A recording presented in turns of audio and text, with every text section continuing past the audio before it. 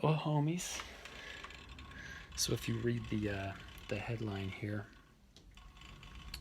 what I'm wanting you to do is, by the way, I appreciate this message isn't necessarily meant to be attractive for everybody. There's maybe a select few of people who this will even resonate with, and it's for the people who, whether or not you want to use the word key player, it's those of you who are musically gifted, entrepreneurs, creatives, artists in creation, that you could be at any level at any point in your journey of your music career or your art career, but it's for leaders who see themselves as a literal key player, a leader, key player in the lives of your kids and your families and your community or your company or and including being a key player on the keys. So I am in my parents' beautiful home in Vegas right now, and you could see some of the toys that oh my gosh, when Bentley was here last, Bentley and Blakely, my little twins, when they were here last, they just love this and this. I mean, they literally will go through it. So I've got these things all out for when they come next, and it's awesome. So what I want you to do is, when you hear a concept that you like, or maybe it resonates with you, or you're like, yeah, that's something that I like, that's something that I want more of in my life, there's a couple things you could do. You could hit the like button, you could drop a comment. Those help because, they move it up in the algorithm and blah, blah, blah. But what I'd really appreciate even more is use those links. Read what I wrote on the headline on this post, and then use those links and put some real serious energy behind it. Of course, that helps you because it puts energy and commitment behind something, and when you do it, you're going to actually write that out, what it was that had you. By the way, I appreciate the money that was sent to me last time I did this, and I'm practicing. This is, for me, a vulnerable practice of opening up myself to receiving. I believe it's what we all need to do better of, but especially me. I love to give value. I love to help people. I love to go make a difference, but I've learned about myself that I'm not so great. Well, historically, I'm changing it now, but in the past, I have not been so great at being able to receive value. So for me, this is, a practice in getting outside of my comfort zone of receiving. It's always felt uncomfortable for me to receive. And so what better way to work through or break through our limiting stuff, emotional material or whatever, than to expose it and go right out with it, come right out with it. And so this feels uncomfortable for me to put those links up there and to ask you to get behind this and donate or, invest any amount of money towards this message and this movement. But that's only in one sense, because in another sense, it's like, come on, like, get out of the world of, I'll send you good vibes, or, I like it and it's a cool thought, but then it just stays in there as a thought, and then it doesn't really grow legs. It doesn't grow any strength. Put something behind it. I don't care if it's $10, $100. I don't care the amount. It's a whatever amount for you is going to be great. It's not about that. It's just about some real energy. What is money? It's a positive exchange of energy. So it's going to help me too. It's not just going to help you, but it's also going to help me. So I feel humbled every time I receive money. I feel a little uncomfortable every time I receive money, and I'm just like exploring that. I had people, I didn't even ask them to do it. They're just like watching my Facebook and stuff. And it wasn't much. I mean, like, here's another, I've had at all different levels, $10,000. I even had one at $100,000 one time. But I mean, this is one that happened recently. It was just $100, and someone sent it, shows up in my Venmo account, and I'm like, dude, what'd you send this for? And he's like, here's why. And he told me why. And that little thing, I'm like, I feel a little uncomfortable receiving anything because I just want to give more. It's like, I asked Steve Hardison one time, I was like, how do you charge what you're worth? Or how do you receive what you're worth in fees? He's like, oh, come on, dude, you can't pay me what I'm worth. I said, what do you mean? He said, you can't pay me what I'm worth. I'm like, well, yeah, I probably can't because I don't have enough money. I know you charge like $150,000 to work with. He's like, no, you can't pay me what I'm worth. I'm paid to be me. You give me $1 million, I give you 10 million in value. You give me $100, I give you 1,000 in value. You give me nothing, I give you myself. You can't pay me what I'm worth. What we're all worth is priceless. He has just such a strong, it was inspiring to me because he had such a strong self-image of what he's worth. It felt like to me like, man, he's got no resistance around receiving big amounts of money. But what's a big amount to one person isn't always a big amount to somebody else. And so, anyway, so in one sense it's a practice for me. In another sense, it's an opportunity for you. So I would really be humbled and honored and appreciative if my next money was received from you. Anyway, what I'm going to do in the meantime is play some keys and then just free flow some thoughts and ideas. I'm going to strive to be as open and vulnerable as I can be. It's not easy always to do that. For those of you who have been following for a long time, you probably have seen, I'll have like haters come on here, and I have people all the time talk to me like, oh, remember so-and-so with the stuff they say, and you just let them say that on your Facebook, and why do you do that? And you need to delete and block those people. And if I showed you the private messages I get, maybe some of you have seen them, but they're just like downright disgusting, some of them. That's really only, 2% of the people who watch these? The other 2% of the people who watch them, who watch your videos and mine, click like, and then the other 90% watch but don't say anything, and they're like silently watching in the background. And that's how I am with people too. And I don't really want to like the thing, I don't want to comment, but I just watch it, and I kind of keep my thumb on the pulse of what they're doing, and I just kind of follow them through time over the years and stuff. So I know that most of you fit into that category, and that's cool too. Now, I don't have a way for you to donate anonymously, so maybe I'll think about that. But anyway, I'm going to free flow some chords.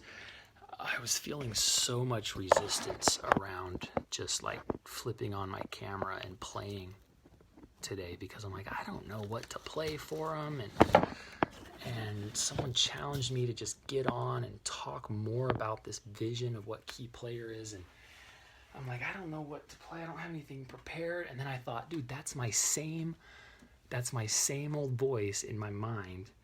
And the closer we get to our real purpose in life, like our divine purpose, the closer we get to that, the more resistance we feel.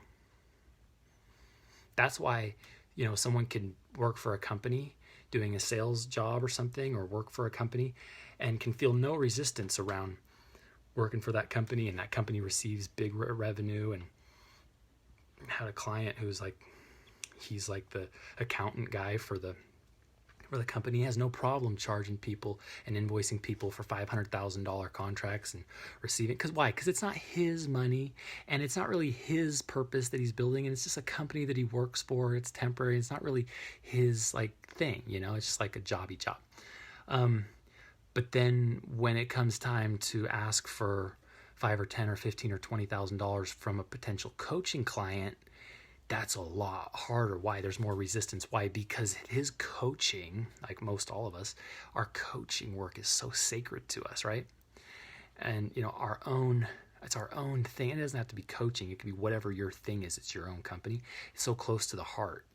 And so it's so much easier to feel that resistance around receiving money for it and, trading for it. And it's just easier to, it has the potential of pricking us on so many more of our potential triggers and stuff. So I can't remember exactly where I was going with all that, but basically, oh, I feel a lot of resistance around doing this right here, playing the piano, talking about this thing that I've been calling for years, this the key player movement. It's not really a movement yet. Like, there's not like thousands or hundreds of thousands of people yet who are a part of it. In fact, if you go on my YouTube, you'll see like, oh, he's got 8 subscribers because it's like, I just haven't done it. Like, I really haven't built up an audience for it, and I just haven't.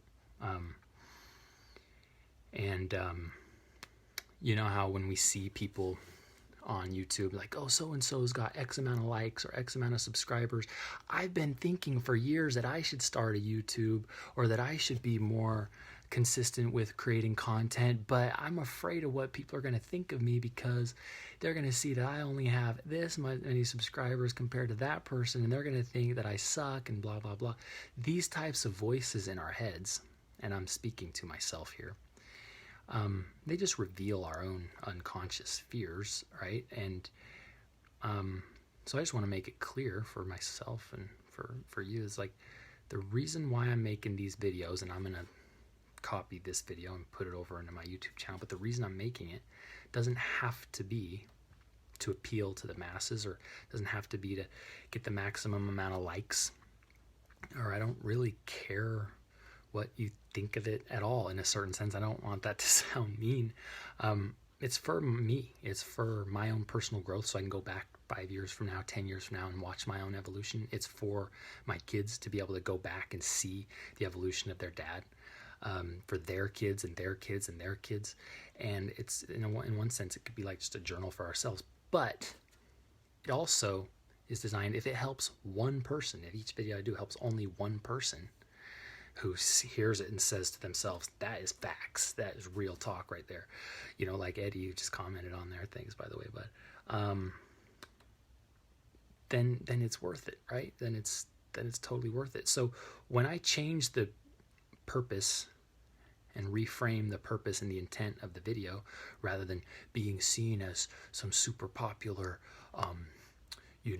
star, right, and change it to, if I just help one person, then it's worth it, and it's an exercise of just me stepping out of my comfort zone and being seen, the resistance goes away, and it feels so much more aligned. It feels so much better to me, frankly. So that's a little bit of thoughts as I go in here. I have no idea what I'm going to play, but what I want to communicate is a love for every single one of these keys across this keyboard. Every single key on the keyboard, there's so many like cool little corollaries between music and frequency and our lives, right? The symphony of our life is a culmination of the vibrational frequency that the unique frequency that we each put out, as it creates harmony and resonance with other people's, and over the course of time in our lives. Every single one of these keys has a different frequency, right? Ooh, that A sounds a little flat. No, I'm just kidding. A, B, C, D, E, F, G. So when I talk about creating harmony across the board, I've gone through and just like played with these enough to figure out which things sound good together. I don't have any type of perfect pitch, but I have relative pitch, and that's all you have to have to be able to do this. There's a lot of you who, or a few of you at least, who have always had this desire to be able to play music, and you don't really necessarily see yourself as a rock star yet. I was just talking to a family member, one of my relatives, over Christmas, and he's like, I've always wanted to be a rock star. I mean, who hasn't? I thought, dude, I have too. Who hasn't, right? Why? We want to be in that state of flow, expressing ourselves and rock the crowd and be receiving all that positive validation and being able to impact them while we're expressing our art. There's something just so fulfilling about that. It puts us in a state of flow, and it keeps us in a state of flow, and we build that momentum, and to be able to receive that validation, pay and support for that is euphoric, right? And so we all can, if you have relative pitch,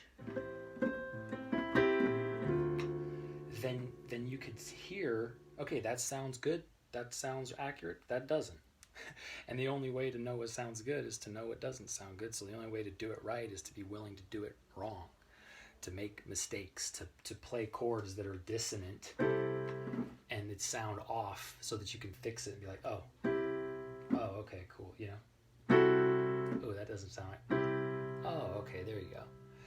Play it wrong so that you can play it right, right? What's up, homie? What's up, Carla? Okay, so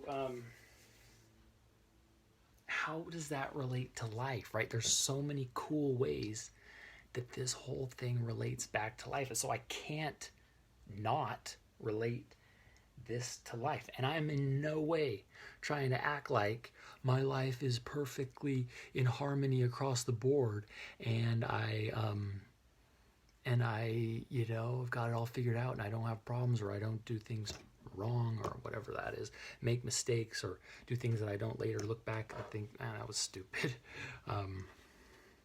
But that's not really the purpose of life. I think it's like to learn and to hear the dissonant, like notice the things that we do that are dissonant and create resistance and dissonance, like cognitive dissonance, and learn from it and then move that into harmony, move that into alignment. You know, the only way to get it into alignment is to be willing to not. So that's kind of that's part of like the start of the meaning for this, for me. And this key player message and idea is so dear to my heart, so important to me. So I'm just going to jam for a second and kind of create a little bit of a vibe for you to just kind of enjoy, and we'll see what comes out. I have no idea what it'll sound like. Let's see.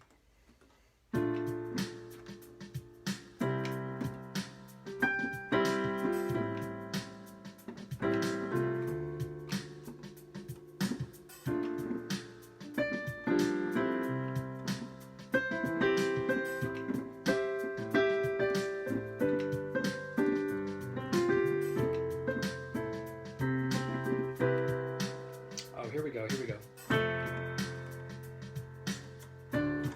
Oh, here we go.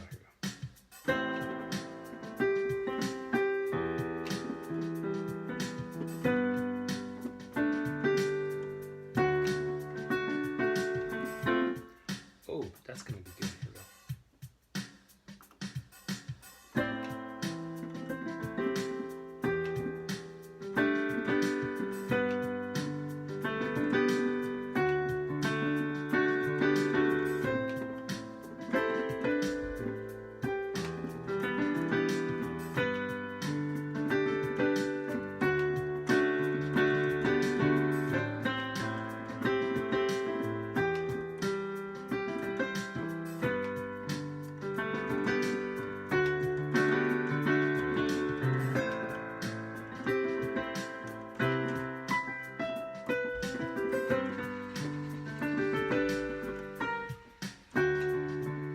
Stole those chords from like some movie.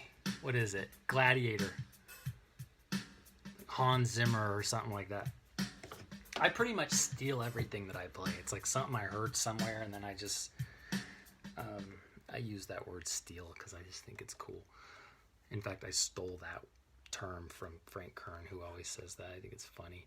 Another thing I stole from Frank is to call people who are following me my homies. Frank even has this little mug that says Frank Kern is your homeboy, and every time he gets on live he's like, what's up, homies? And I just think that's so cool. I don't think I've met a person with more charisma than him. I hired him to help me with like marketing and stuff like years and years ago. So anyway, but I digress. So basically, yeah, I stole that from Hans Zimmer.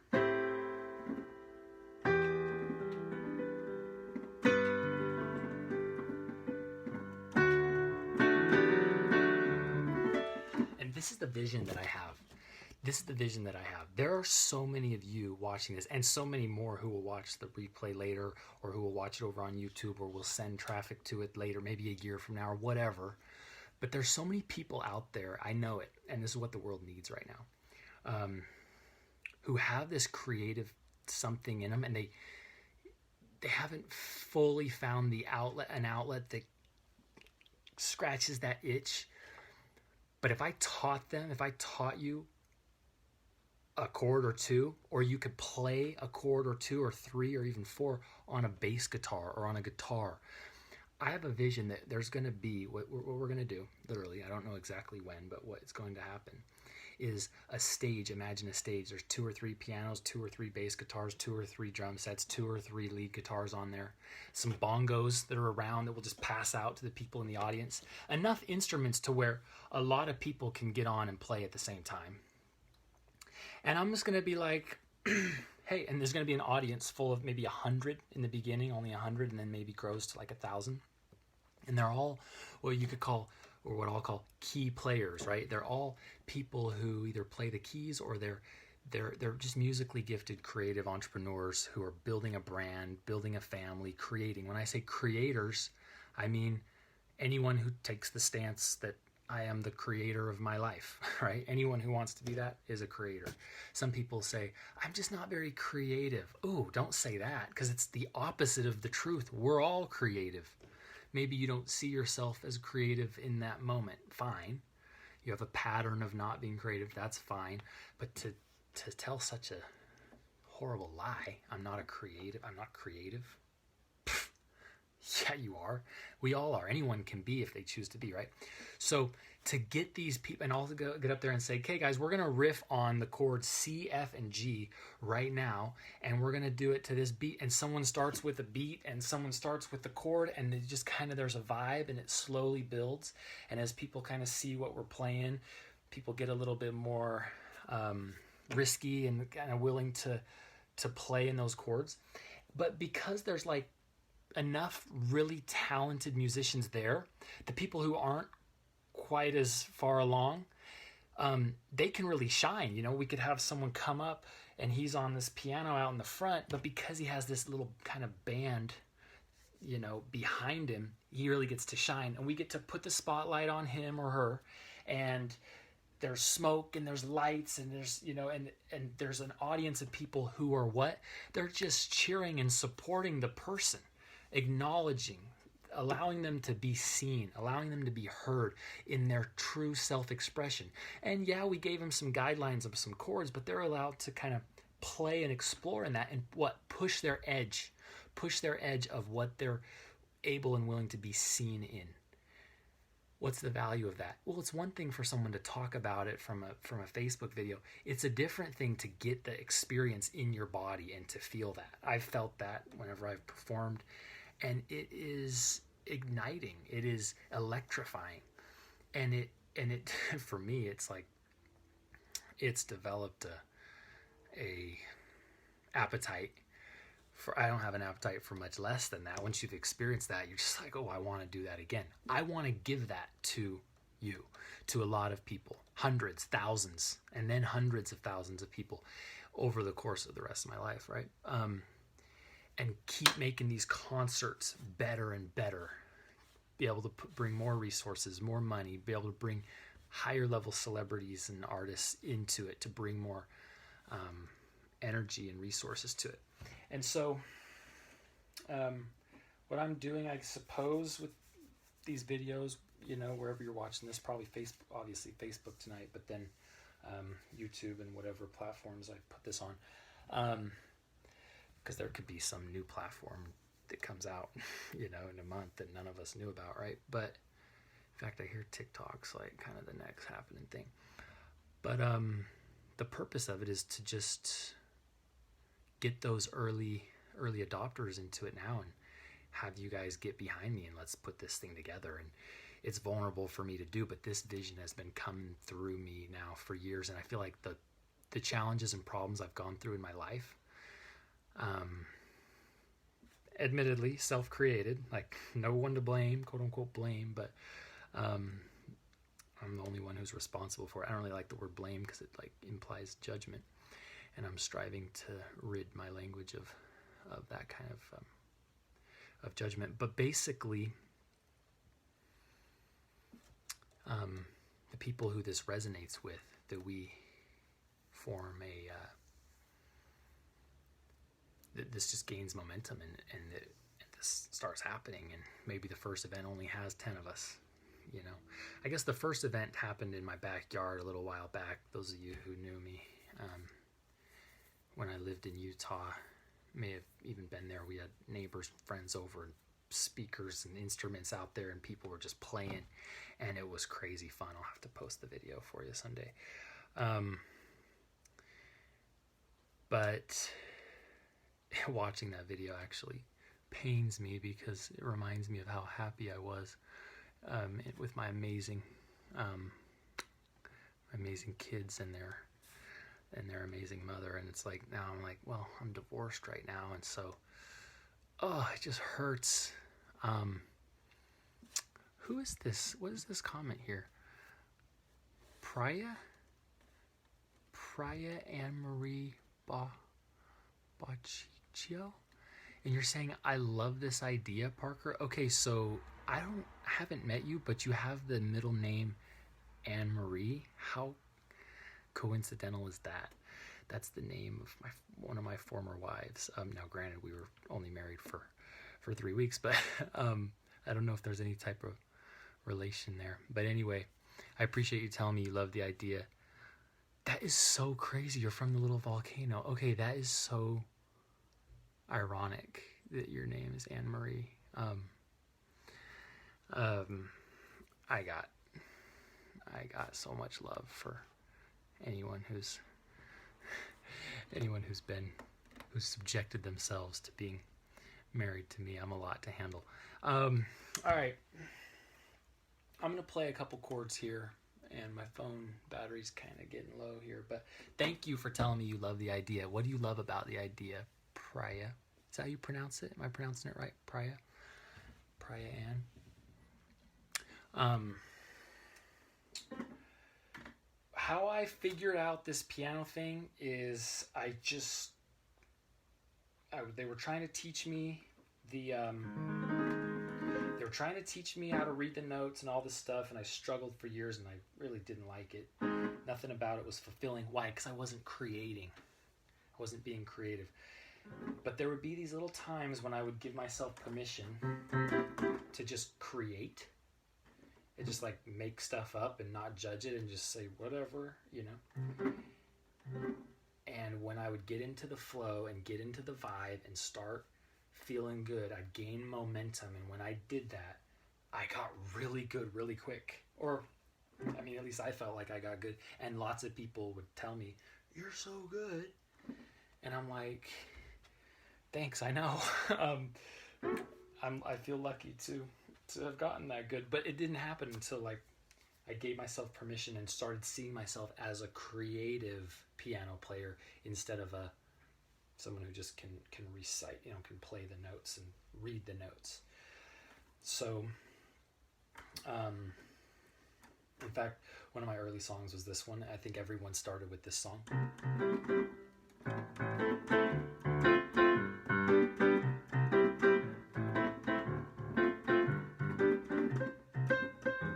What's it like?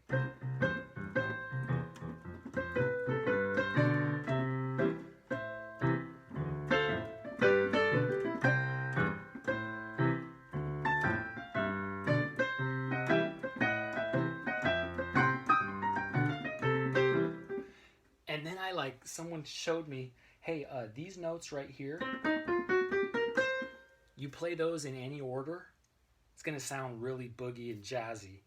And I just started playing around with it. And this song is hard to play by yourself because there's supposed to be two people, it's called Heart and Soul.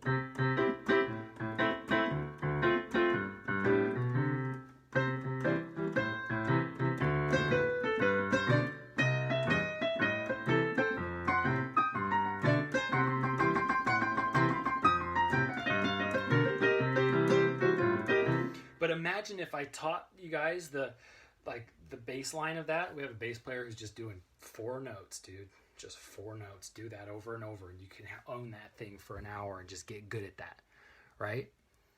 And then someone else comes along and he's on this piano, and someone's on that keyboard, and someone's on this guitar, and someone's like just figuring out the drums. And we have different people at different levels. You play with people who are better than you, you start to have so much fun. And when you lose yourself in the fun of it, that's when you get really good really quick. That's what happened to me anyway. There's like a little bit of theory, very, very little. Play these 4 notes. Have fun. That's it. That's your training. Now you just go play with it. And we create an environment where people feel safe to explore and push their edge and play and be seen in that and be celebrated in that. And just give them so much positive reinforcement, so then they link that pleasure to it. I believe that we can support the creation of hundreds and thousands of up-and-coming rock stars, up-and-coming celebrity artists, up-and-coming artists who just have a mission behind their message and a mission behind their music, and their mission is all kind of common. We have this common denominator of our mission, which is to raise the consciousness level of the planet. But then every single person has their own unique way of playing their instrument and their own way of doing their music. And so we're just supporting each other. We're cross-promoting each other. We're sharing each other's stuff on our social media. And I just can imagine, a 55-year-old guy, maybe he's made millions of dollars and he's got a lot of money. But when people make a lot of money, they still have problems in their lives, but also what they want is they want their lives to matter. They don't want to go to their deathbed with regrets. That's a lot of pain. And so maybe this guy, he always wanted to be a rock star, but he never really pursued that because he got into business, right? And he pursued another path, or whatever. And Debbie Nelson, what's up, girl? They pursued another. He made a bunch of money, but he never did the music career that he always wanted. And he has a talent, and he played his instrument as like a hobby thing for himself, but he never really went for it. Maybe he was afraid or whatever. Get him on the stage, put an awesome band behind him, let him have his 15 minutes of fame, and just ignite this fire inside of him. And then he starts practicing for the next one, because we're going to have one of these every month. So he starts practicing, and he comes to the next one more prepared, and he's better. And then we make a little video of him professionally, and we position him well, and we make him look really good. And, he's dressed awesome, and he's got his hair, and he's got the lights and the smoke and all the cameras on him, and he's just positioned like a rock star. He posts that on his social media, or he shares it on his social media, and his friends and family look at that and say, oh my gosh, what the heck happened to you, dude? When did you become this, badass rock star, dude? And he just gets all this positive, validation from it. And he says to him, dude, I just found this thing. I've gotten good just in the last few months. Come to the next one, right? And he's able to invite his friends out to the next concert. And maybe they come, it's their first time, and maybe they're nervous and they don't get up on stage and play, or maybe they do. But we grow this community around this idea of being a key player in our lives, because we have we always correlate what we're doing back to music, back to the idea of creating harmony between the different key areas of our lives and creating harmony across the board.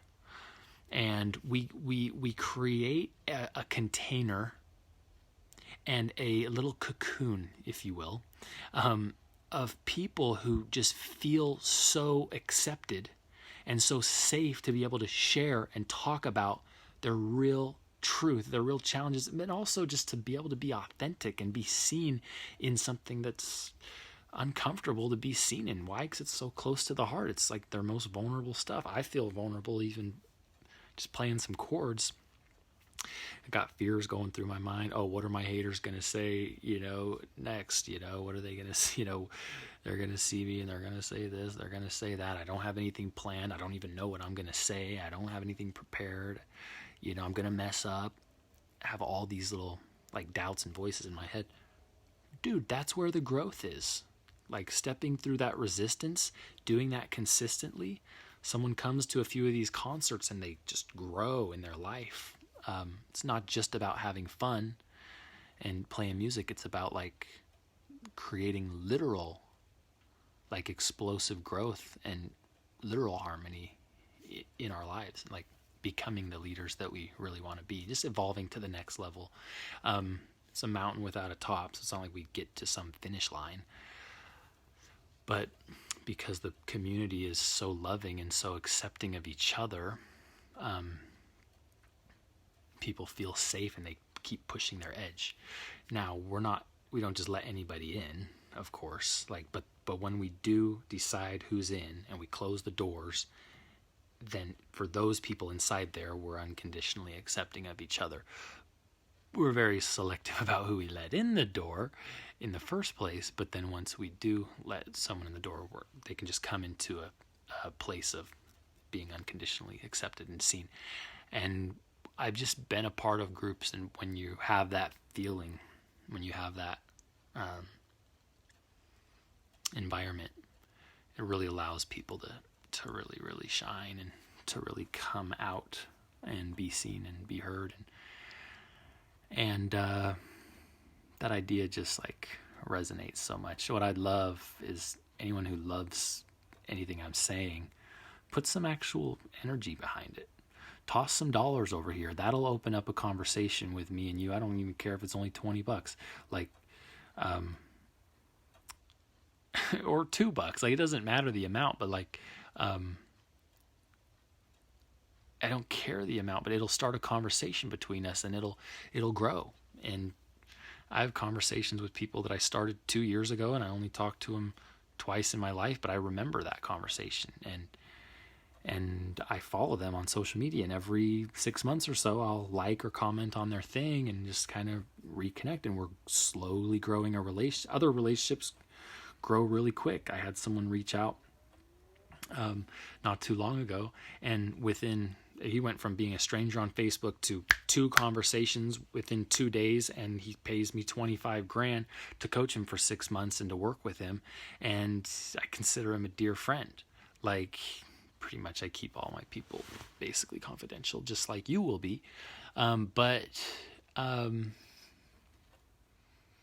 I've had all kinds of different things. So it's like, I'm not really attached to what it looks like, but I'd love to start an actual relationship with you. So drop some dollars over there and drop some dollars there into the Venmo or the Cash App or whatever, and that'll start a small little conversation. And basically my promise to you is any amount that you drop in there, I'll give you back 10 times the value. And if you don't agree that it is 10 times the value, I'll just give you back your money. So it's like a huge win-win or no deal. And that's how we operate here. It's like, I don't really sleep well at night unless that's how I feel. Unless it's like huge win-win or no deal.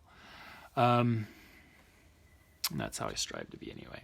Am I perfect at that? No. I've got deals I did with people where we're still in a breakdown and it hasn't been solved yet, and it causes me stress, and I just don't sleep well sometimes because of it, because I want to clear that up. But nevertheless, you have breakdowns, and it's not all perfect, and you learn from it and you move on, and that's the bottom line. So anyway, these are a few key insights about creating harmony across the board. Any of those of you who jumped on later, like Ira, what's up? Oh, you look so familiar, Ira. Yeah.